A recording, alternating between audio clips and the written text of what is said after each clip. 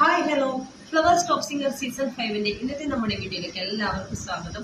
അങ്ങനെ നമ്മുടെ flowers top singer season 5 grand finale ആകാൻ വേണ്ടി ഇനി 23 ദിവസങ്ങൾ മാത്രമേ ബാക്കിയുള്ളൂ.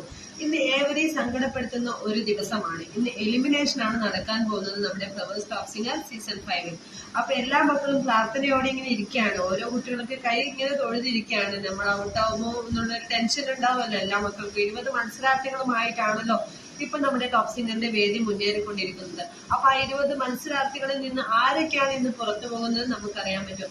അപ്പൊ MJ വേദിയിൽ വന്നിട്ട് പറയുകയുണ്ടായി, ഈ ഒരു വേദിയിൽ പാട്ട് പാടാൻ കഴിഞ്ഞത് തന്നെ നിങ്ങളെയൊക്കെ ഒരു മഹാഭാഗ്യമാണ്, ഭാഗ്യം ചെയ്ത കുട്ടികളാണ് എന്നൊക്കെ പറയുന്നുണ്ട്.